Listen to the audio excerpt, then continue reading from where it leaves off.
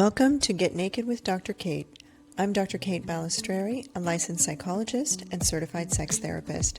But mostly, I'm someone who believes the conversations we avoid are the conversations that can set us free. I founded the practice Modern Intimacy, where my team and I help people make sense of the invisible forces driving their desire, their relationships, and their emotional health. This podcast is for people ready to have a more honest relationship with themselves and everyone else. Because knowledge isn't just power, it's pleasure. So here's your invitation to peel back the layers, to get smarter, to get closer, and to get naked. No pressure, no performance, just the real thing. We talk a lot about connection in our work, the meeting of minds, bodies, and emotions. But what happens when the very wiring of our emotions becomes the biggest barrier to intimacy? When frustration, anxiety, or shame hijacks the moment, not always in the bedroom necessarily, but in the brain. My guest today wrote the book on hacking our emotional code, literally. Dr. Ryan Martin is a psychologist and the author of Emotion Hacks, 50 Ways to Feel Better Fast. And he's here with me to help bridge the gap between managing your mood and mastering your intimacy. We're going to unpack some myths about how best to navigate anger and how a few simple research-backed shifts in thinking can help you rewire your emotional responses, not just for a calmer day, but for a more connected and vibrant relationship. Dr. Ryan Martin is a dean and psychology professor at the University of Wisconsin in Green Bay, and he's also written 2 additional international bestsellers, Why We Get Mad and How to Deal with Angry People. Welcome back, Dr. Ryan. It's been so fun watching the arc of you creating this book and watching how much on social media you've been educating folks on the process of feeling and how they can really think about their emotions a little differently and then feel them differently. And I'm curious about what got you started talking about 50 hacks, 50 emotion hacks. You know, it started, and I imagine you've had similar experiences too, where it started with an interaction I had with a person on social media. And, you know, I had done a series where I basically said, here, it was part of that trend, the 4 things you would never do trend, right? And I said, here are 4 things I would never do. And I went through and I got a lot of pushback on one of those items where a lot of people disagreed with me. And it was actually about exercising when you are mad, which is different from exercising as a way of kind of healthy lifestyle leading to healthy emotions, but specifically, you know, when you are angry, going to the gym and to work out the anger. And that's actually, by and large, we find that's not very good for you. Vigorous exercise when you are angry keeps those angry feelings on the surface. And a lot of people push back and said, no, you're wrong, I disagree, all that, which is great. One person responded with, if exercise doesn't work, then I'm really out of options. And it struck me as kind of sad, a little bit heartbreaking, and and part of why is because I thought, well, there's so many options, and I remember even having a moment where I thought I should do a series on just like 50 options, right? 50 different things you can do to sort of manage your emotions, different strategies, and give people what I was thinking of at the time is like a toolkit that they can use, and then as I started talking to my then editor and for my previous books, she said, well, Ryan, maybe this is, it's a series, but maybe this could become a book. And so decided that let's go with 50 strategies people can use. Each chapter is going to be short. We're going to focus on, just here's a thing, here's why it works, here's how to do it, and kind of use that format all the way through. Yeah, I just got it, by the way, today in the mail. Yeah. Oh, wow. Well, maybe it came Okay. earlier. I just checked my PO box the other day. Right. So here it is, and I love it. It's like such a bright, fun color, which I think makes it super accessible. Folks, if you're listening and not watching this on YouTube, it's yellow with blue dots that look like a smiley face. So it's really accessible. But what I really appreciate, Ryan, about your approach is that I think we sometimes think about emotions as these things that we don't want to feel, especially the emotions that are really uncomfortable. And so that makes sense, right? We don't want to feel things that don't feel good. But that's not really an option as a human. We don't get to just say, I'm not going to feel shame ever. I'm not going to feel anger ever. So instead of trying to push those things away or go to the gym, which I would love to unpack what you said a little bit more about anger and exercise. But I think a lot of folks feel really stuck. And what do I do with these feelings that I don't know how to make them stop. I don't know how to move through them effectively. And of course, in our work as therapists, that's a big part of what we're helping folks learn how to do. But let's come back to what you said about anger and exercise, because I remember that series and I was so glad that it was kicking up all of the ruffles that it was kicking up, because I don't think folks know about the neuroscience that really shows us how ineffective it is to eliminate anger in the long run when we pair it with something aggressive in the moment. So can you break that down? Yeah, so there's really two overlapping related problems here. And so one we're going to talk about is the catharsis Hmm. myth, which is the idea that hey, I can deal with this by going and punching something, by breaking things, that sort of thing. And we know we have literally data dating back to the early 70s, maybe even the late 60s, essentially in the 1960s, 1970s, right? Saying this does not work, that this is harmful, that it essentially keeps angry feelings at the surface, that the long term consequences are that you are more likely to be aggressive. A way of thinking of it is what you're essentially doing is practicing aggression in that moment of anger, and so it's likely to do it down the road. The interesting thing, though, is that as maybe you have experienced, it can oftentimes feel good to people. And because it feels good, people think, well, then therefore it must work, right? And so people are inclined to do it, and they're sort of rewarded for it in the moment because it feels good, and they don't necessarily recognize those long-term consequences. A related piece here, though, is the exercise element, which is the idea that, well, if I maybe I don't go punch a punching bag, but I just go for a really hard run, or I lift a bunch of weights or whatever. And what we see here is similar but a little bit different, which is it's a phenomenon we call excitation transfer. Essentially says the the the heart rate increase, everything that happens from the exercise ends up feeding that anger emotion in the moment. And so you continue to feel angry because your heart rate is increased, because your muscles are tense. You're essentially replicating the angry emotion experience, but you're doing it via exercise. And so you keep, again, those angry thoughts at the surface. The only caveat I would say is that there are some more gentle forms of exercise that can be really healthy in those moments. So a more leisurely like nature stroll can be helpful. There's also an element sometimes where if the exercise, non-vigorous exercise includes some socializing, some engagement with other people, it can have a positive impact. But what you don't want to do is the vigorous piece, right? The part where you're elevating your heart rate. One thing I think that's so important to talk about here is that when we feel anger, a big part of what that anger is telling us to do is activate in some kind of advocacy for ourselves. And so, anger itself is a really important emotion. And it's not that we don't want to feel it, don't want to learn from it, don't want it to inform us. We certainly do. But what you're saying is that the physiological kind of feedback loop of exercise that's really vigorous doesn't actually metabolize the anger. It just sort of keeps that physiological sensation going in the body.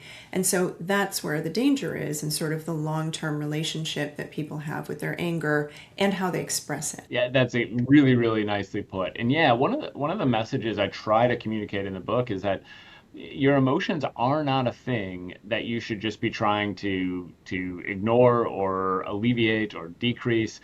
That might be the case sometimes, but more than anything, I mean, one of the most important messages I hope that comes through is listen to them, pay attention to them, decide where they're coming from, or try and figure out where they're coming from, and then evaluate whether or not that is a sort of healthy place, whether or not they're accurate.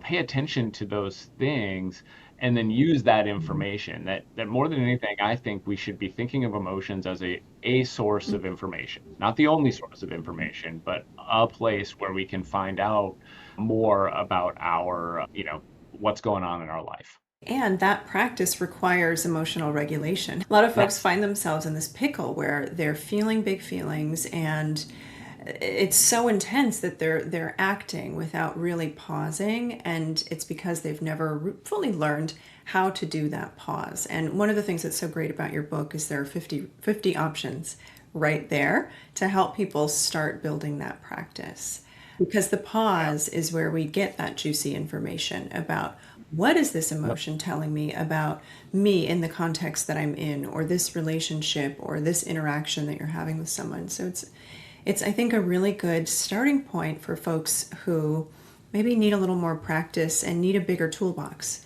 in building a pause. And so you introduce in the book what you call the why we feel model. So the stimulus, Mhm. mood, interpretation, feeling, expression. Let's talk a little bit about how people can start to map that out for themselves. Yeah. So this is one of the most, I think one of the most important skills you can have if you're trying to have a healthier emotional life is to figure out and how to what I call diagram an emotional incident. And by that I mean how to identify the stimulus, which is the thing you are responding to. It could be the thing you're afraid of, it could be the car, the driver who cut you off, whatever, the stimulus, your mood at the time of that stimulus. And I'm defining mood really broadly here, meaning not just are you stressed, are you already angry, but are you hungry, are you sleep deprived, are you too hot or too cold, whatever.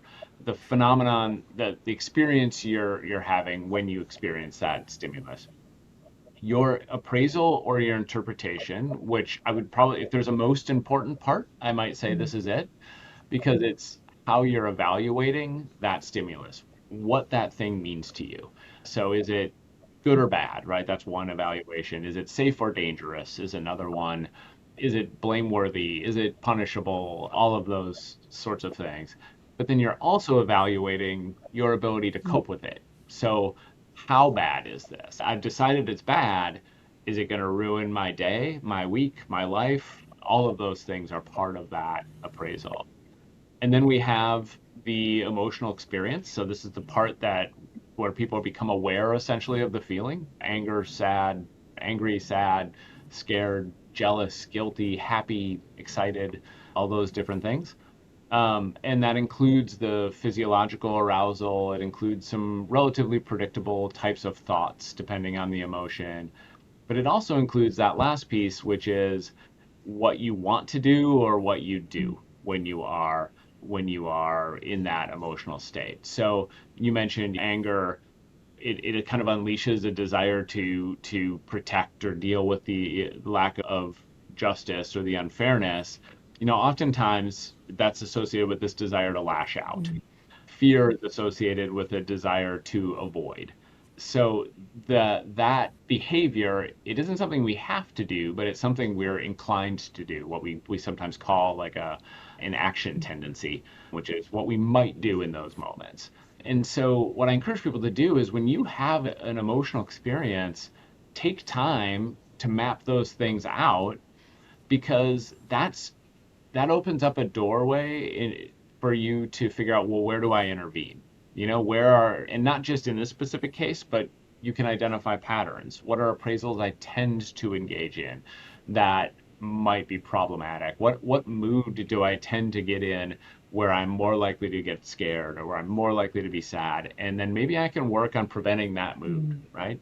What are some behaviors I tend to do when I'm sad that are counterproductive? And maybe by identifying that, then next time I get sad, I can think, okay, I typically gravitate this way. That's not been healthy for me. It's not worked.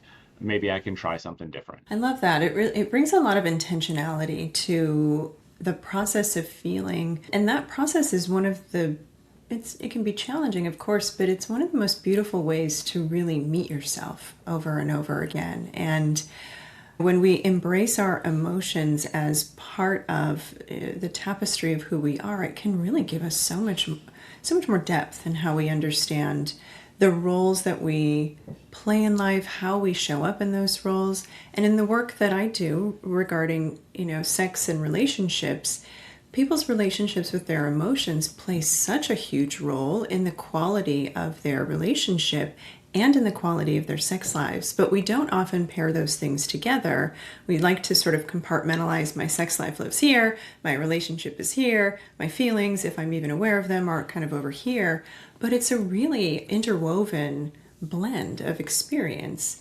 And I wonder if you can say a little bit about how your model and how you kind of frame out this process of mapping out your emotions can help people better understand their attachment styles and their relationship patterns, and how can it help them have healthier relationships? Yeah, a couple things I would say to that. One is, and this is going to sound way too simple, but I think it's worth noting, and that is ultimately what your emotions tell you is what you care about, right? And again, like that's simple. In fact, it's even sort of circular, but what you care about. And so if you find yourself getting angry over the same sorts of things or getting sad over the same sorts of things, at the core of that is a thing that is really, really important to you. And that thing could be your relationship, but more importantly, it could be what you need in that relationship. And so if you find yourself getting sad regularly because, something that, some interpretation of something your partner did, what it really says is, okay, there's an unmet need here, there's an unmet desire, and it's impacting me. And so your emotions can be maybe the first window into whatever that unmet desire or need is, and can help you reveal that to you. And then something, depending on how good a communicator you are, how receptive your partner is to those communications, it's an opportunity for you to talk, or for you all to talk about about what that unmet need is. The other piece, though, is that, and I think about one partner or both partners' tendency to, or the emotions they're expressing in a particular moment. Emotions don't exist in this vacuum, they play off each other. And so one person's anxiety might lead to some relatively predictable conflict in particular circumstances. And then that conflict can lend itself to some hostility or anger from the other person that maybe makes that anxiety a little worse. And so when couples can start to realize those emotional dynamics, it's an opportunity for them to think about different ways to intervene. And I'll just use an example from my own partner. She tends to get really anxious about trips, like on our way to the airport or something like that. Just wanting to make sure everything's taken care of, and that the house is in order, and that we're not leaving anything, and that we get out the door. All the things that make trips anxiety. That anxiety comes out in the sort of last 10 or 15 minutes before we go, and where she starts to kind of be really demanding of me and the kids, and we got to do this and we got to do this, which then sets the kids up for some anxiety themselves and maybe some frustration. They're both teenagers. There's that. And so once we've figured this pattern out, it allows for just a moment for us all to sort of pause before we leave the house, and to take a moment to say, you know what, this is a point where we're all feeling a little anxious because of what's going on. Sometimes when people are anxious, they don't necessarily treat each other very well. So let's all pause, just make sure we're like, take a deep breath. Let's talk through some of the stressors right now, and then let's go out to the car and get out the door. So recognizing those dynamics allowed for us to just have a healthier, in this case, all four of us have a healthier sort of relationship in those moments. That's such a great example, and probably something a lot of people can relate to, right? Whenever we're in sort of moments of transition, there are things that you need to wrap up in one context to get to the other, sometimes logistically, sometimes in your thoughts, sometimes emotionally, and it can be really hard for folks, especially if they prioritize a different order of operations than their partner, which of course that is bound to happen in most cases. So really honing in on what is your own regulation capacity in high intensity moments. What is your partner's capacity? If you have kids, what is their capacity? Kind of making a blueprint that allows you to be really proactive with each other. So you can actually say, hey, we know mom gets a little anxious when we're traveling. How about before we leave, we kind of make sure that these logistical things that we know give her a little anxiety are already taken care of, right? And so recognizing the patterns allows you to care for each other more adequately, which then keeps everybody more regulated. Yeah. And you just decided, and this is all stuff she and I have talked about too, is that the side note is it can put a lot of pressure on people too. I'll just tell you, like, for me, one of the things it meant is I started to feel responsible for sort of everybody's emotions in the room, you know? And okay, I want to make sure she's not feeling anxious because then that does this to my son. And then him feeling anxious means that there's going to be conflict. And then all of this is going to, in my mind, as ruin our trip, right? And so by talking about it, by having that conversation, we're able to sort of back off all of that. I take pressure off myself. She ends up taking pressure off herself to make sure everything's perfect. The kids are aware, and it ends up being just a much more sort of healthy departure and moment. Well, you're all working together, right? You're on the same team, and that feels so important. Sometimes when people's feelings get really big, they feel so alone in that, and and then it's harder to regulate them, especially if you're in a relational context. I teach a course once a year for Modern Sex Therapy Institutes about the neurobiology of sex and love. And in it, we talk a lot about emotional regulation strategies and and the development of emotional regulation as children, infants and children. And one of the things that seems to catch some of the students with a little pause is when I reiterate that as adults, our capacity for emotional regulation is really determined by the highest level of capacity our caregivers had for their own emotional regulation until we intentionally learn new skills, which we can do.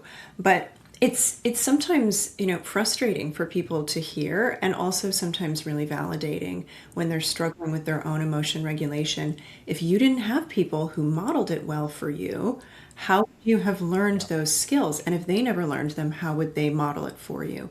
So it does sometimes take a little bit of elbow grease to practice these emotion regulation skills as adults to get good at it. And I think it's important to kind of give ourselves a lot of grace when we're practicing these new approaches to emotional regulation.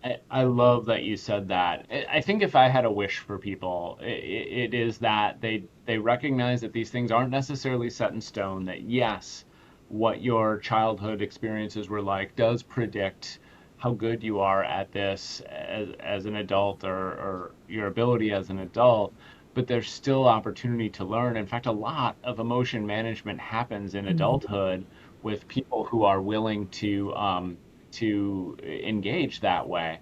As you know, much of our brain that is responsible for emotion regulation doesn't really fully develop until mid 20s, right? And so there's still opportunity, a lot of opportunity later in life to develop these skills and to get better at things.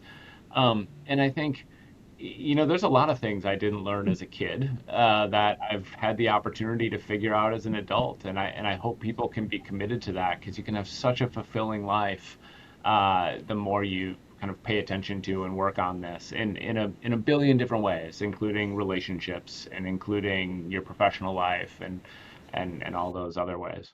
Yeah, it's so important to reiterate that just because you didn't learn the skills growing up doesn't mean you can't.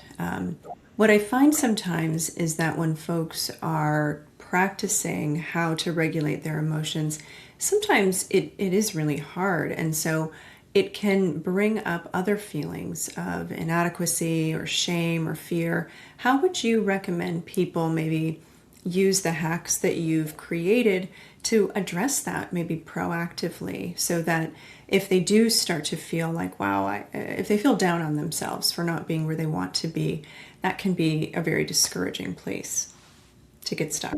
I want to say a couple of things here, and the first is that one of the things I say early on is that, like, nothing about this is intended to replace Right. therapy. That this is a resource for people who want to have a healthier emotional life, but it isn't the it. I believe that many of these things could and should be used as part of therapy, but not as a replacement for people who need more Mhm. professional help. I also will add that I think that some of the things here may uncover a need for more professional help, and a desire for that. I'm pretty honest in one chapter, for instance, that I talk at one point about how oftentimes your emotions can really help you identify some of your what we call your core beliefs, some of the things that are sort of at the center of kind of who you are and what you care about, how you think about yourself. And one of the things that I share a story in there, and honestly, writing that chapter was a point where I started to realize, you know what, there might be more for me to unpack here than I should be doing on my own. So I do think that sometimes what you reveal when you start doing this work is a need for more help. The other thing I would say to get to your question more specifically, I do think that one of the things that's so important is I mean, with any task, is to give yourself grace. That when you realize, hey, this is harder than I thought it was going to be, or this is a challenge, or I'm not quite where I want to be yet, to remember, look, whatever age you are, that's how long it took you to develop these emotional patterns. Like that's how long it took for you to develop these habits. You shouldn't expect yourself to undo those in a week or a month or even a year. It takes time for us to make those changes and be proud of the incremental changes. Be proud of the 1 in 10 times you're able to catch yourself and do something different, and then work on making it 2 out of 10 times. I love that. Yeah, the more, just like with anything, right? The more you practice it, the easier it becomes. And when you first get started, it can be so frustrating. And also, it can feel really great when you start getting those little incremental moments of like progress, and you can feel the shift start to happen. Now, one of the parts of your book that I thought was really great and so aligned with a lot of the work that we do at Modern Intimacy is helping people recognize the cues in their body that are helping them better understand when their emotions are getting big and giving them sort of a guidepost on where to start in their regulation. And what I really appreciate about you bringing in this embodied piece is that it helps people start to shift away from, if they've been doing any suppressing or numbing of their feelings, it's hard to be in your body and feel feelings because all of that affect is charge. And if you are trying hard not to feel your emotions, one of the fastest ways to avoid it is to kind of, stay in your head and out of your body. But that really limits our capacity for desire and pleasure and joy. And so it can feel really limiting sexually for people if they're kind of numbing out their feelings. Now, some folks may turn to sexual release to feel something in their body again in a way that's on their terms. But I'm curious if you want to talk a little bit about how you recommend people start getting back in their body to feel the emotions and use that, as information. A lot to unpack there, and I'll start by saying it is so often people's in their sort of go-to to want to distance themselves from psychological pain. Uh, whether it's sadness or jealousy or guilt, and or anger, and um, what they oftentimes do is use some sort of psychological, some sort of rationalization. Like, and so, like you said, they move into their head. And so they try to justify, and well, I shouldn't feel guilty because, right, here are all the reasons why I did what I did, or they try and distance themselves in other ways. I think that one of the and I'm sometimes worried that this is becoming a little more common in popular culture too. I think there's so much resistance to feeling psychological discomfort that people will. This is the sort of "I deserve a little treat" culture. Now, to be clear, lots of people deserve a little treat. Like I'm not going to take people's little treats away from them. But I do worry that sometimes those things exist because people to help people avoid feeling what they're feeling. And so what I encourage people to do is in small doses at first, to lean into some of that psychological discomfort, to take some time and say, you know what, I'm feeling really sad right now, and instead of deciding I'm gonna try and do something else to avoid it and distance myself from it, I need to just take some time to lean into that sadness and to really pay attention to it, to think about it, to pay attention to where in my body I'm feeling it, to unpack a little bit where it's coming from without trying to minimize it. Um, because that is oftentimes the intention. I regularly joke with some friends at work where I'll say, "I'm really sorry," because of something they're dealing with, and their response will be, "It's okay." And I almost always follow up with, "It's not okay." Like, it's actually really bad, and it's okay to acknowledge that it's really bad. And I think sometimes we're so inclined to gravitate away from that, that we're not very good at just pausing and taking a moment to listen. I agree. And I'm right there with you. I'm not taking away anyone's little treats, and I do think they can be great motivators and great distractions when necessary. But it is important to feel the hard things for a couple of reasons. One, avoiding it really narrows our window of tolerance, which makes us more vulnerable to actually getting dysregulated faster and in a more intense way. So, training yourself to tolerate uncomfortable feelings in contained ways and in contained time periods is really important. And when we can feel the hard things, it improves our ability to feel the good things, right? Because if we're numbing out the hard things, we're also numbing out the good things. We can't be super discriminate in that way. I absolutely agree. Do you have a favorite hack in the book? The one of the ones I like the most is, and this comes, I'm a dean of a arts, humanities, and social sciences area, and one of the things that when I really dug into the research on engaging in the arts, I was so pleased with what I found. That community-based arts projects that engaging in, and I'm defining arts very broadly here to include, yes, painting and ceramics and things like that, but also knitting and crocheting and woodworking and a host of other things.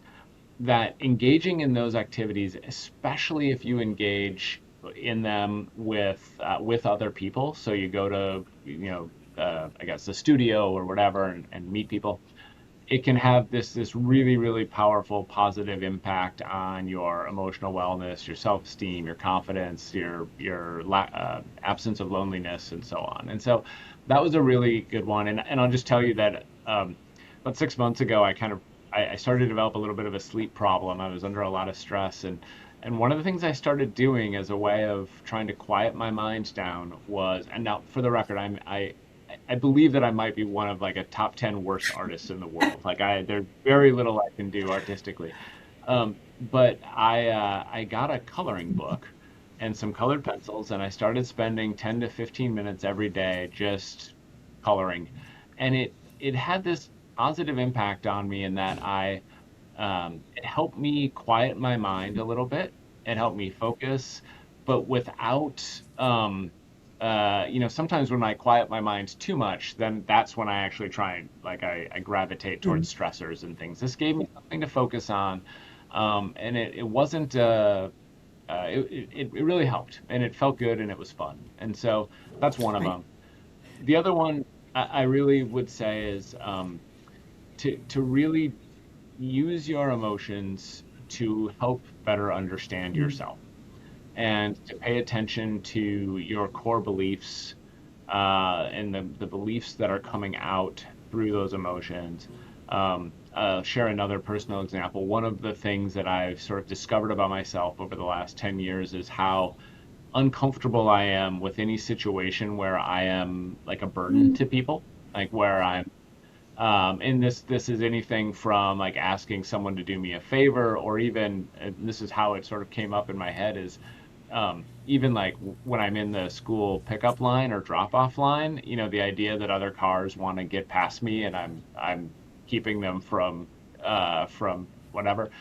And what that I realize is that I'm putting a lot of pressure on other people too in those moments, and that, when I drop my kids off, I'm sort of like, all right, get out of the car, like people are waiting for it. And once I sort of realize that about myself, now just the ability to catch myself in the moment to say, you know, this is that burden thing coming up. It's not a big deal. Just take a pause. And by catching myself, I'm enjoying those parts of my life much more. Thank you for sharing that. So where can folks find your book? Where can they find you if they want to follow your work? Yeah, so I am Anger Professor on all the different sites, pretty much from LinkedIn to Substack. I do much of my work on Instagram, but if that's not your place, then you can find me in all those other places. And then the book you can get wherever books wherever you buy your books. So the biggies, of course, Amazon and Barnes and Noble. But it's through Penguin Random House, so they distribute to lots of places. I do really want to give a shout out to your Substack because it's fantastic. What you publish is it's thoughtful, and I've learned so much reading it over the last year. That's so nice of you to say. Thank you very much. I appreciate that. That's our time today. Thank you for joining me and for showing up for yourself. Before we go, a gentle reminder. This podcast is for education and exploration. It's not a substitute for clinical care. If you're ready for more personalized support, my team and I at Modern Intimacy offer free consultations to help you figure out what that could look like. You can go to modernintimacy.com or find the link in the show notes. Until next time, keep getting smarter, getting closer, and getting naked in all the ways that matter to you.